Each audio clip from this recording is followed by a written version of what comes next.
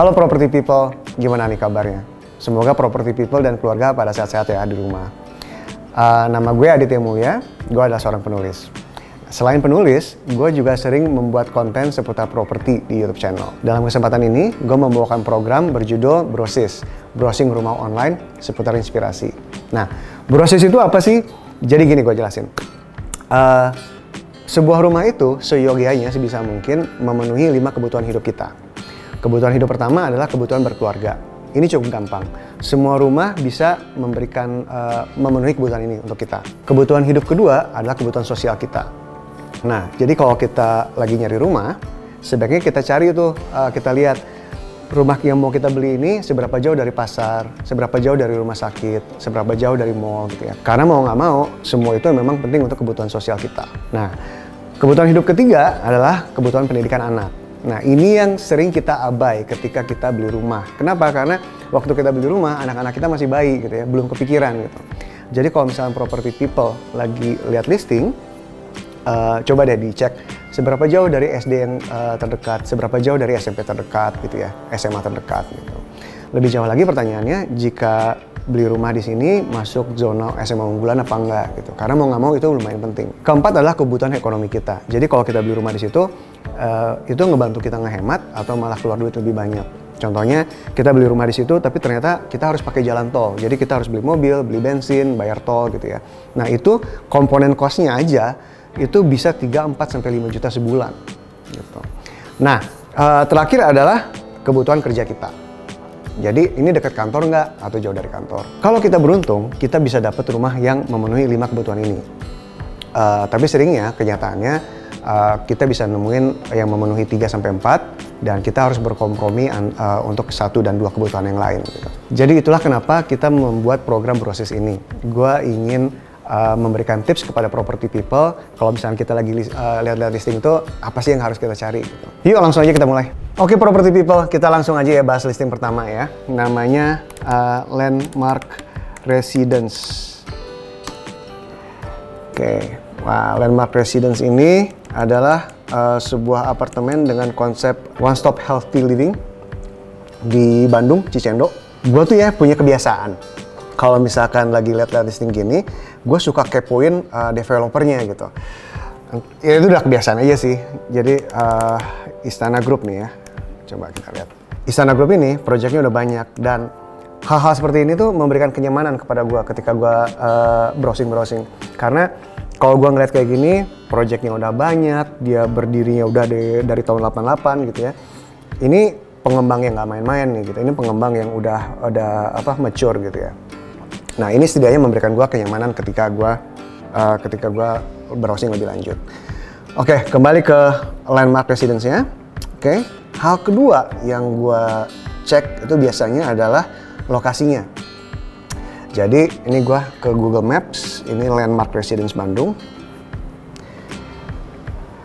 Nah ini kita ambil yang Landmark Residence. Nah kita lihat nih lokasinya nih, kebutuhan hidup apa aja nih yang kita bisa penuhi tinggal di sini gitu ya. Nih ada SMP 23, ada SMP 41. Cukup deket nih dari banyak SMP. Jadi anak-anak gue kalau misalnya gue tinggal di sini, anak-anak gue gampang nih. Kemudian Property People juga di sini bisa ngeliat ada banyak kuliner ya. Jadi kalau beli apartemen di sini, Property People juga nggak akan kesulitan dari segi aspek kebutuhan sosialnya ya.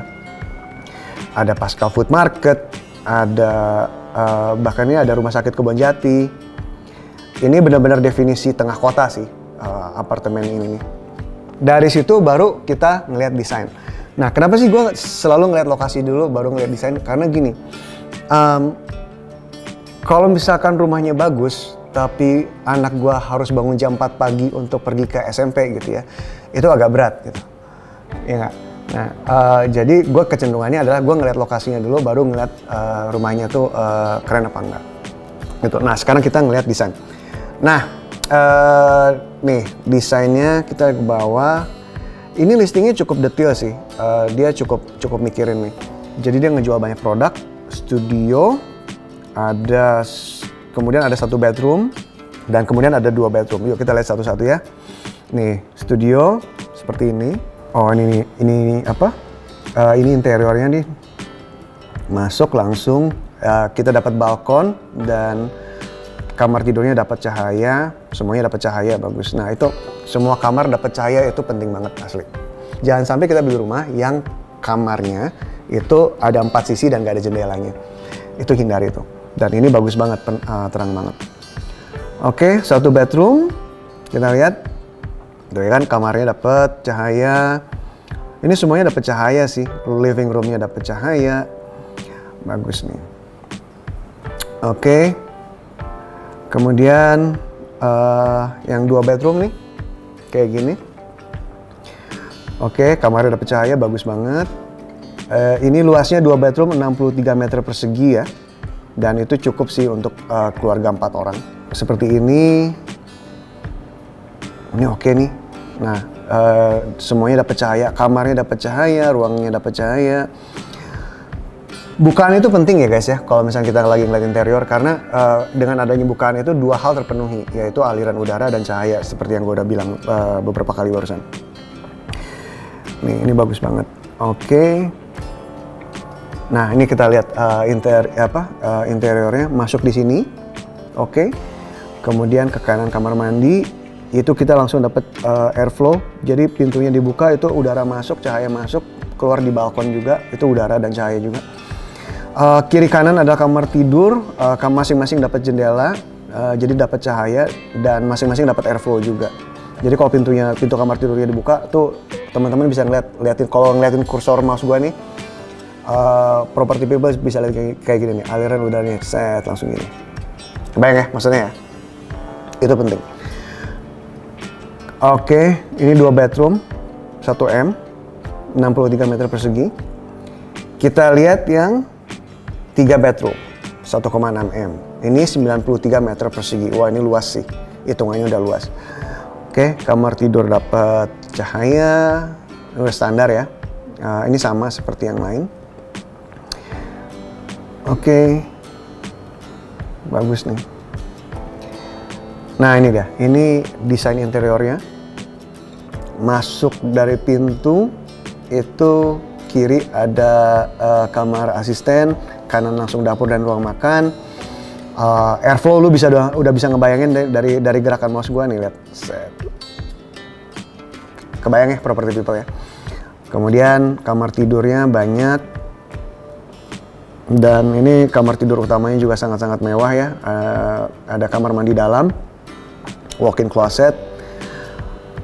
Yang menarik di sini adalah lantainya nih. Kalau misalnya properti lihat dari mulai studio sampai 3 bedroom ini, lantainya tuh dia pakai parket untuk semua kamar tidur dan itu memberikan kesan hangat sih. Dan itu sangat-sangat bagus, memberikan kesan terang juga. Oke. Ini buka balkonnya seluas ini dan bukaan menuju balkonnya seluas ini nih. Dan untuk ukuran Bandung gitu ya, punya bukaan seluas ini nih udah pasti dingin sih. Electricity-nya 2200 sampai 6600. Oke banget. Ya. Oke.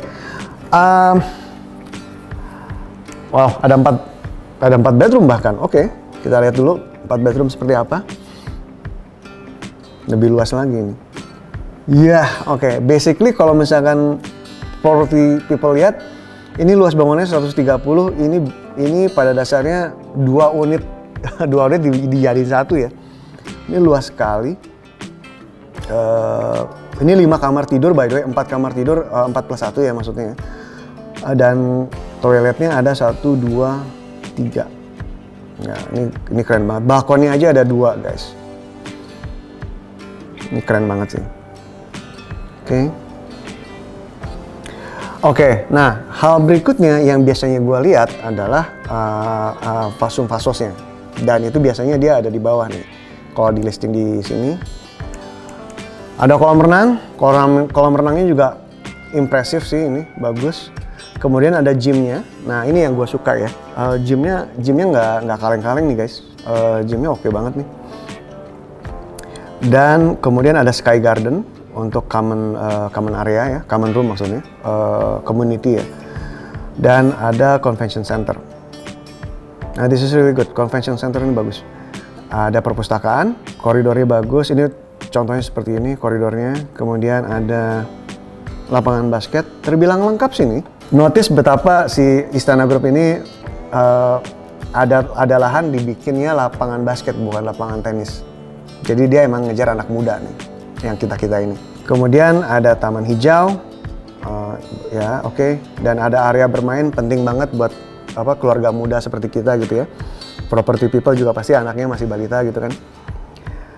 Ada executive lobby.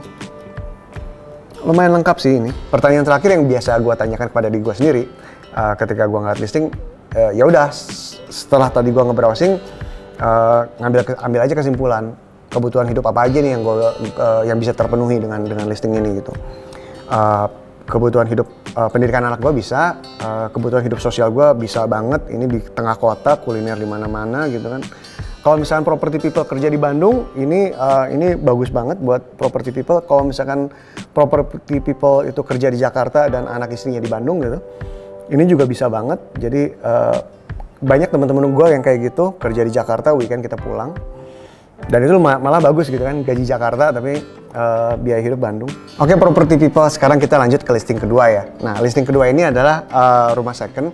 Jadi beberapa hari yang lalu gue udah ngepoin sebuah rumah di kawasan Amalfi gitu ya.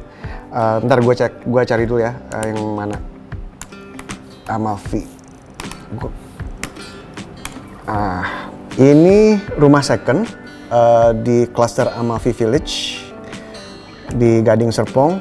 Nah ini dibanderol 2,5 miliar dan luas tanahnya adalah 187 meter persegi, luas bangunannya 88. Kamar tidurnya ada 3 dan kamar mandinya ada 2. Nah, setelah lihat spek rumah yang gua akan lihat adalah lokasinya ya.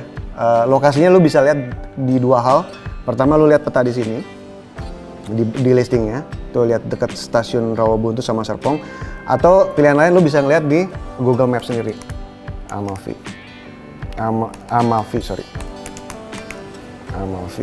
Gading Serpong. Oke. Dekat tol Serpong. Kemudian ada terminal terminal Intermoda. Nah, kalau lihat dari sini ya kebutuhan sosial kita sangat terpenuhi ya. Gading Serpong itu wilayah yang sangat matang gitu ya. Semua ada lah di situ. Ada masjid, segala macam. Kuliner apalagi gitu ya, pasar. Kembali ke listingnya. Yang gue akan lihat berikutnya adalah status tanah. Status tanah itu kalau nggak salah kita ada di atas nih. Nah ini property people. Kalau misalnya lagi lihat-lihat listing second, biasain baca di informasi propertinya di sini. Lebarnya 8 meter, oke. Kemudian posisi tanahnya hook, 2 lantai, menghadap timur, kamar tidur 3, oke. Spesifikasi nih ada nih, itu kan deskripsi ya, ini ada spesifikasi nih. Nah, oke, sertifikatnya. Nah ini penting nih, property people, sertifikatnya lain-lain. Jadi ini kalau misalnya lu lagi listing, property people pastiin lihat sertifikatnya, dan kalau misalnya visit tanya, ini maksudnya lain-lain tuh apa nih? Apakah masih girik atau apa gitu ya. Fitur listingnya rumah123.com ini bagus sih kalau gue lihat. Gue sangat menyukai function spesifikasi ini nih. Ini banyak informasi yang sangat berguna di sini. Oke. Kemudian kita lihat desainnya baru. Nah, barulah terakhir kita lihat desainnya. Oke. Nah, seperti yang dilihat tadi, posisinya hook ya. Jadi bagus banget. Kalau dilihat dari foto-fotonya, ini seperti yang dibeli dari developer tapi belum pernah ditempati. Cirinya apa? Cirinya lihat lantainya masih shining banget. Dan lihat jendela, lihat ininya nih, lihat dindingnya. Dindingnya benar-benar nggak lusuh. Luas nih halaman belakangnya ini bagus banget, banyak banget, luas banget maksudnya. Oke sih ini. Nah, hal terakhir yang property people harus lihat ketika lihat listing rumah second adalah apakah harganya sepadan dengan rumahnya. Nah di sini property people mungkin bilang, wah gue kan nggak tahu harga pasaran rumah, gimana ya gue nentuin yang benar. Nah gue punya trik yang lumayan oke. Jadi gini, pertama-tama lu masuk ke rumah123.com dan lu cek ke ini nih, tanah dijual. Itu penting. Tanah dijual Ini kan listingnya Gading Serpong ya. Nah, tulis tanah dijual Gading Serpong. Nah, ini yang kita cari.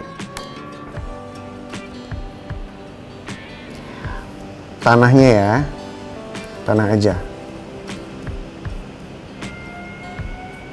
Ini bukan residensial. Ini tanah. Nah, klik di sini. Nah, tuh, lihat. Property People bisa notice di sini bahwa rata-rata tanah dijual di sana 13,5 juta per meter persegi. Oke? Nah, itu penting tuh. Ingat-ingat ya, 13,5 juta per meter persegi. Nah, Property People siapin Excel seperti ini. Luas tanahnya 187, luas bangunnya 88. Nah, tadi harga tanah yang dijual di daerah sana adalah 13.500.000 kan? Masuk.